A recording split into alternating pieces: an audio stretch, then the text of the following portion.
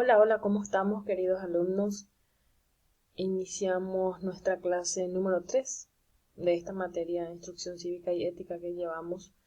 Ya estábamos viendo un poquitito en la clase 1 y 2 las diferentes organizaciones que tenemos y lo que es, en qué consiste la participación ciudadana y algunos de los factores que hacen que podamos participar como ciudadanos en los acontecimientos de nuestro entorno.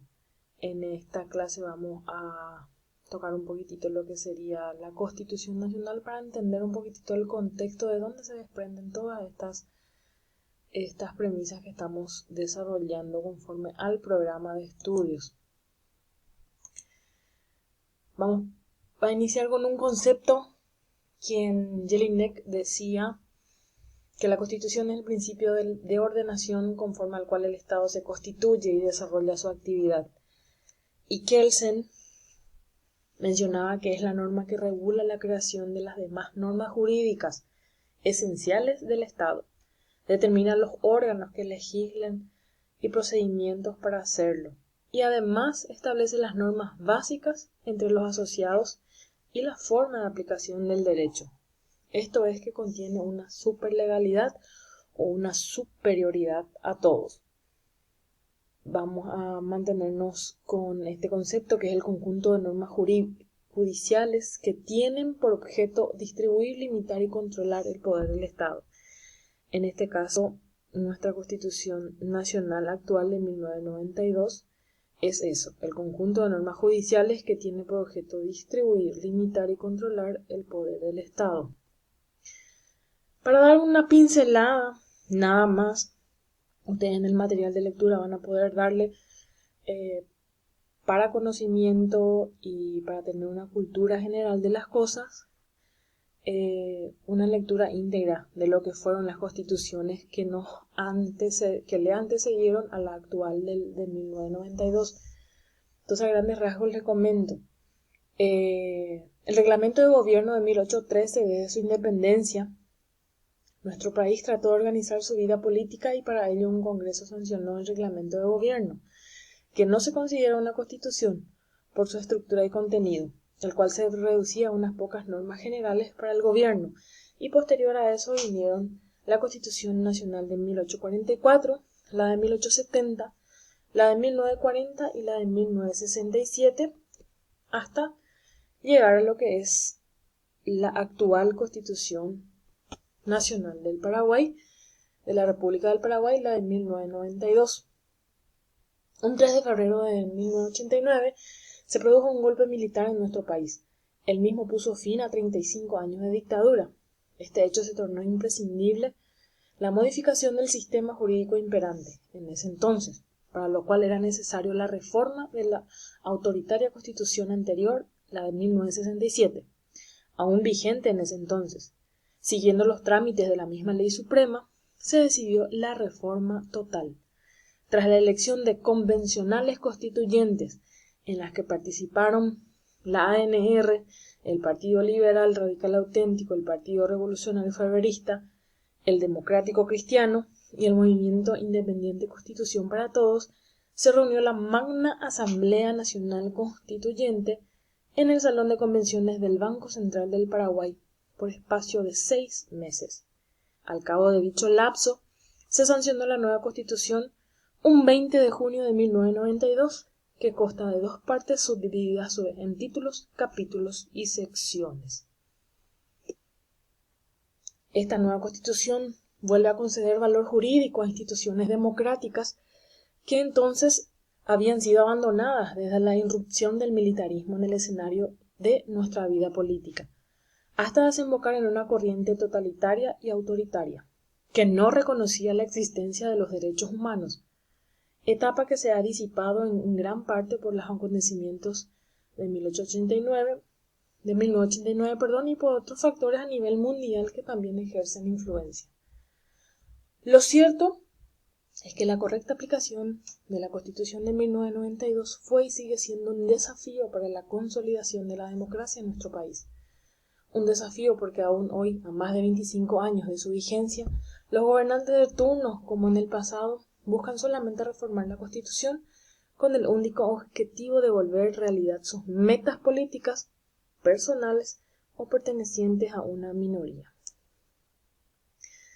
Nuestra Carta Magna adopta una estructura genérica de la anterior, pero incorpora nuevas instituciones, normas y postulados que facilitan la aplicación inmediata de lo que está escrito en ella. Las dos partes están ordenadas de la siguiente manera. Una primera en la que se incorporan o en la que están escritas las declaraciones fundamentales, los derechos y deberes de los ciudadanos y las garantías constitucionales nuestras. Y una segunda parte en la que se regula todo lo relativo al ordenamiento político de la República o las instituciones que la componen. Vamos a ir viendo eso en un desglose. Principales características de la Constitución son las siguientes. Es codificada porque todas sus normas o preceptos están contenidas en un solo cuerpo. Es rígida porque en ella se establece un procedimiento especial para su reforma o enmienda.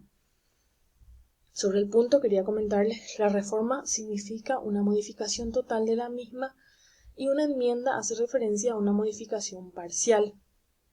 Es lo mismo que decimos que cambiamos una remera por otra o algún remiendo que le hacemos a la remera por partecitas nada más, para entender un poco el contexto.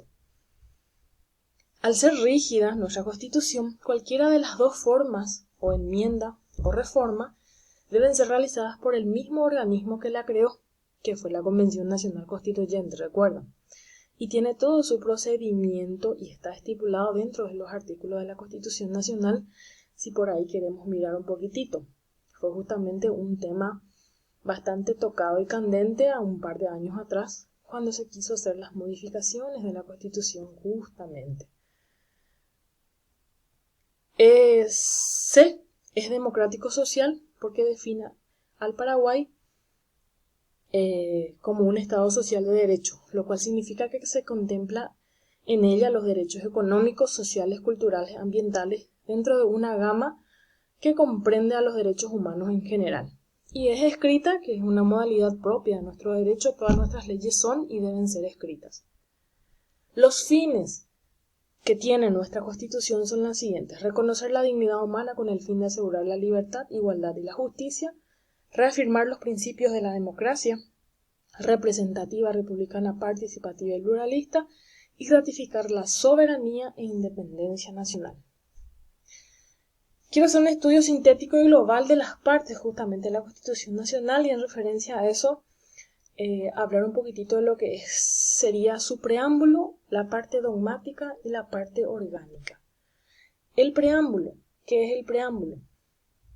En ella está contenida o están contenidos los propósitos y objetivos que se proponen los legisladores al sancionar la Constitución. Siempre precede al texto de lo que es el cuerpo legal y en él se enuncian o se dicen los principios generales sobre los que se organiza la vida nacional. Una república democrática representativa que se basa en el reconocimiento de los derechos humanos, asegurando la libertad y la igualdad para todos los habitantes del país, como lo expresa nuestra Constitución. Ustedes, si tienen a mano la Constitución Nacional, o en su defecto si lo ven en línea, van a ver que al texto entero de la Constitución le precede su preámbulo, que es este. El pueblo paraguayo, por medio de sus legítimos representantes reunidos en Convención Nacional Constituyente, invocando a Dios, reconociendo la dignidad humana con el fin de asegurar la libertad, la igualdad y la justicia, reafirmando los principios de la democracia republicana, representativa, participativa y pluralista, ratificando la soberanía e independencias nacionales e integrando a la comunidad internacional, sanciona y promulga esta Constitución. Asunción, 20 de junio de 1992. Y posterior a eso tiene unas partes divididas que son llamadas las partes dogmáticas y las partes orgánicas. ¿Por qué en este caso la parte dogmática?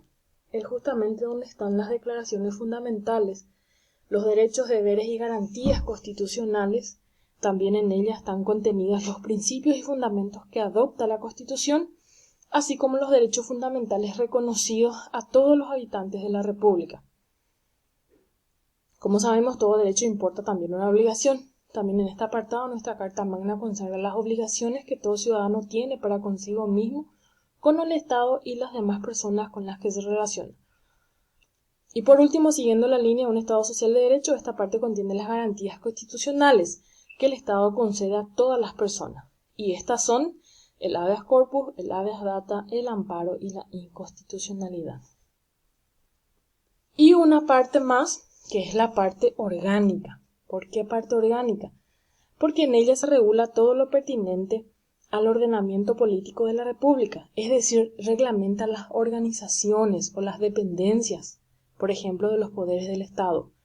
La división de los poderes, cada uno de ellos está organizado en lo relativo a requisitos, como ser, ¿qué requisitos hay para integrar?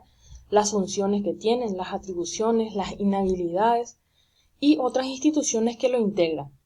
En esta parte se encuentran también las disposiciones sobre los organismos del Estado, como por ejemplo la Banca Central del Estado, el BCP, la Defensoría del Pueblo, la Contraloría General de la República. Asimismo, en este apartado, el estado de excepción, se contempla en ella el estado de excepción, la reforma y la enmienda están justamente en la parte orgánica. Y por último están las disposiciones finales y transitorias. Estas últimas están compuestas por 20 artículos. Sobre el contexto en general de lo que es la Constitución Nacional nuestra, quería comentarles sobre lo que sería el ordenamiento jurídico. Bien sabemos que el Estado es una organización jurídico-política y uno de sus principales atributos es su capacidad de dictar leyes, a cuyo cumplimiento todo habitante del territorio del Estado mismo están obligados bajo amenaza de aplicación de una sanción. Entonces, el ordenamiento jurídico es el conjunto sistematizado de normas y su validez deriva de la Constitución Nacional o Ley Fundamental de la República. En otras palabras, es el conjunto de leyes de un Estado. Esto es así porque las leyes se encuentran relacionadas unas con otras y también subordinadas entre sí. ¿Qué significa subordinación? Que hay un orden jerárquico superior al tuyo. Entonces, las leyes son subordinadas a la Constitución Nacional. Según su objeto o materia que regulan, pueden ser primarias y secundarias. Entonces, podemos ver que las leyes de un Estado forman un ordenamiento total, en el que cada ley guarda vinculación o relación y subordinación con las demás, de acuerdo al lugar que le corresponde. Conforme a su importancia y generalidad, podemos ver un ejemplo. Un contrato tiene validez si respeta las normas que lo regulan, contenidas en el Código Civil. Y el Código Civil tiene validez porque sus normas se ajustan a las disposiciones de la Constitución Nacional. Entonces, se puede ver que una ley, que es el Código Civil, depende de otra, que es la Constitución Nacional, creando así una jerarquía. Y eso ocurre porque no puede haber en una sociedad leyes que tengan disposiciones contrarias entre sí, sino leyes que se complementen para la seguridad jurídica de las personas. Esto es un poquitito lo que es nuestra Constitución Nacional y el ordenamiento jurídico para entender el contexto en sí. Espero que no sea un poco complicado para ustedes, sino de ayuda. El material que les presento tiene un poquito más de contenido para que puedan responder a sus preguntas, que son sencillitas, y estaré atenta a cualquier consulta, a cualquier duda que tengan para poder disiparlas con mucho gusto. Seamos lo suficientemente responsables de reconocer y saber querer por sobre todas las cosas conocer nuestra Carta Magna, que nos hace como paraguayos y que todo nuestro ordenamiento jurídico se basa en ellos. Entonces, un mensaje final: podemos cambiar de plan, pero no cambiemos la meta. No sé si alguna vez ya les comenté esto o no, pero la idea es no desistir hasta lograr llegar a buen puerto. Mucha fuerza y no desistan, queridos alumnos. Nos vemos próximamente en la siguiente clase. Hasta luego.